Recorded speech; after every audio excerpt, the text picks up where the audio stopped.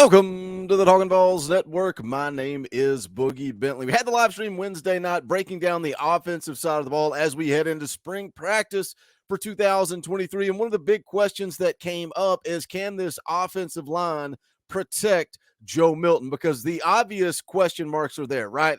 Hendon Hooker off to the NFL, Jalen Hyatt, so much production that you are losing from those type of players. But then also you got to look at the difference between Hendon Hooker and Joe Milton, because I'm excited to see what Joe Milton can do in this offense going into the 2023 season. But obviously he is a different quarterback than Hendon Hooker. And one of the things that stands out to me is his pocket presence. You know, he's got a good pocket presence, but he doesn't have that elusiveness that Hendon Hooker had. And can this offensive line protect Joe Milton and keep him upright? I think that is going to be a big factor when we go into 2023. And then when you look at the offensive line, of course, the first question you ask is, who's going to replace Darnell Wright? Because we have seen the hype and the buzz, starting with the Senior Bowl. Darnell Wright started getting a lot of talk about heading into the NFL draft. And then just recently at the NFL Combine, we are seeing his draft stock rise and a potential first-round draft pick, which is great for Tennessee, particularly on the recruiting trail. But the question mark is, who is going to replace Darnell Wright at that right tackle position? We'll take a look at it. We'll get into it. But as always, you guys know what to do. Do me a favor. Hit that thumbs up just below the video. That is quick, free, easy. It helps the channel. I would greatly appreciate it. Also, if you are new to the Talkin VAWLS Network, welcome. We're not experts. We're not insiders. This channel is for the fans, by the fans. If you like what we do, make sure you subscribe. Click that bell for notifications. You won't miss out when we go live or when we drop a video. Going to be live Sunday night, 6:30 p.m. Eastern time, talking all things Tennessee football, sports, athletics, whatever you want to get into, but then also playing a little NCAA football. Always a lot of fun, always a blast. And then we're going to be live every single Wednesday night for March. We're going to be breaking down the defensive side of the ball as we head into spring practice. We're going to be doing a live film breakdown, Shamrod Umarov versus Stanton Ramel. That should be a fun one. And then at the end of the month, we're going to do a fan call-in show where you guys get an opportunity. You guys have a voice around here. You're going to have an opportunity to come on the channel, hang out, and talk about spring practice. Should be a good time. But let's jump into it. Let's talk about this offensive line because, again, it's so important, I think, to the success of this football team in 2023. We talk about the numbers they put up last year, leading the country in scoring offense, yards per game, all that type of stuff. But 2023 is a new year. And what is this offensive line going to look like? Again, you've got to replace Darnell Wright at the right tackle position, but you've also got to replace Jerome Carvin at guard. So I guess for me, let's start with who Tennessee is bringing back for 2023. And let's go look at the Pro Football Focus grades for the entire season of 2022. This is from RockyTopInsider.com. You can see there the PFF grades, the way they work. An elite grade is 90 to 100.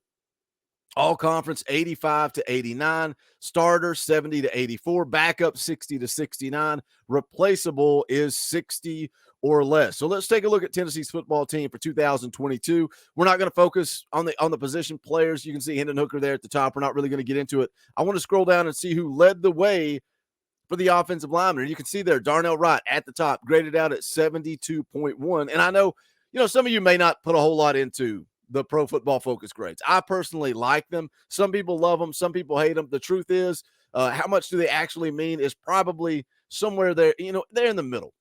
But as fans, and that's what we are. I'm a fan. You're a fan. We're not media. We're not experts. You're not going to really get a grasp of what is going on, particularly with the offensive line. I mean, you can get an idea, but you can't get a full grasp of what's going on. When you don't know the play call, you can't see the entire field. That is such a big part of it. That's why I like to take a look at the Pro Football Focus grades. But again, Darnell Wright, right tackle, off to the NFL. We scroll down to the next offensive lineman. The next highest graded offensive lineman for 2022 is Ollie Lane. And when you look at the predicted depth chart for next season, Ollie Lane is penciled in behind Andrej Karic, the transfer coming in from Texas. That battle is going to be interesting to watch because, clearly this coaching staff felt like they needed help. And that's why they went to the portal. And that's why they added John Campbell Jr. at right tackle from Miami. They added Andrej Karic from Texas. So I think those guys are going to compete. But again, worth noting, Ollie Lane coming back, grades out right there underneath Darnell Wright.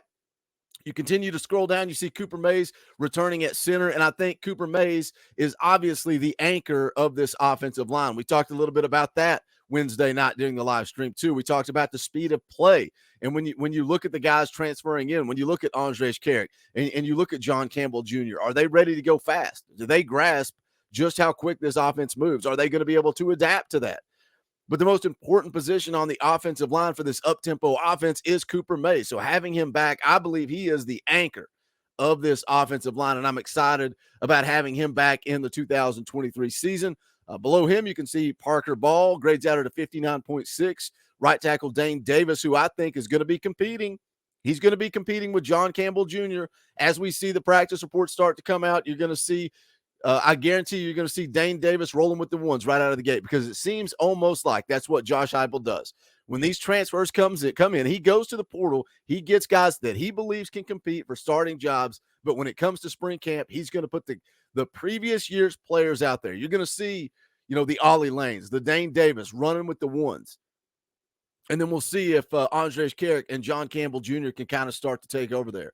You see left tackle Gerald Mincy grading out at a 57.5.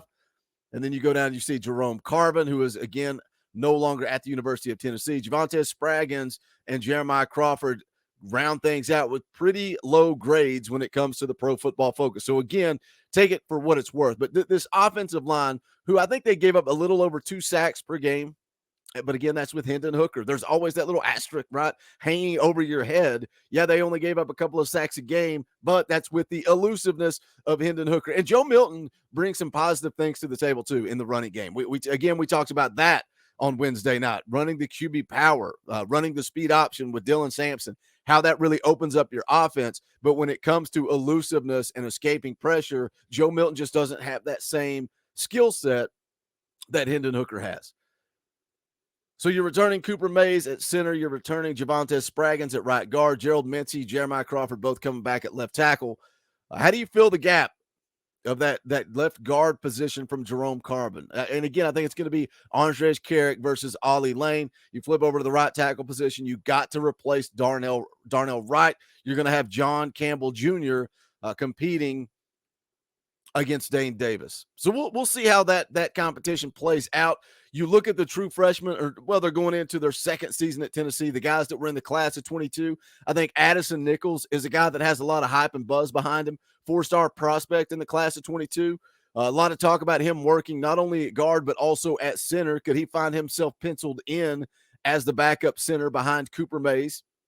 Right now, you look at ourlads.com, the projected depth chart. They've got Parker Ball penciled in there at backup center, and then Addison Nichols as third string. That's one to watch. I think Addison Nichols makes a move. The other guys, kind of lower ranked prospects, Mo Clipper, Messiah Reddick, Brian Grant. What do they look like going into their second season? And then you look at the class of 23. Incoming freshman, Aiden Bussell has signed his letter of intent. He won't arrive until the fall. Larry Johnson III from Hutchinson Community College. Vyson Lang's 3-star prospect, but he's a guy I like a lot. Shamrod Umarov, that's the freshman coming into spring that I'm watching, because I think he can be a big-time player, in the class of 23, covering recruiting over the summer. We talked about the 4 big offensive tackles: Shamrod Umarov, Stanton Ramel, Lucas Simmons, and Francis Mauigoa, and how Tennessee really needed to land 2 of those 4 prospects. Shamrod Umarov, the only one they got in the boat. I'm excited about his future on Rocky Top. We'll see if he can make any momentum. But again, the key to the video, can Tennessee protect Joe Milton? Can they keep him upright? You guys hit the comment section. Let me know your thoughts. Returning 3 out of 5 offensive linemen, but you're losing Darnell Wright, a potential first-round draft pick. But you guys hit the comment section and let me know your thoughts. Can this offensive line get it done in 2023? As always, smash that thumbs up on the way out the door. I would greatly appreciate it. Also, go check out the official merchandise of the Talkin' VAWLS Network. You can go to bonfire.com/store/Talkin' VAWLS. Check out all the merch there. Also, thank you to the members of the channel. If you want to support what we are doing around here, this channel does not function. There are not daily videos. There are not weekly live streams without the support of you. You can join this channel. Hit that join button down below. Only $1.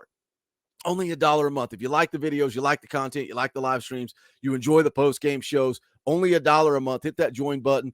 Access to custom Talkin' Balls emojis, fan call-in shows, all kinds of fun perks and benefits. Also, you're supporting me being able to do this full-time and bring you guys as much coverage as possible. But that's going to do it for this one. This is the Talkin' Balls Network. My name is Boogie Bentley. Go Big Orange.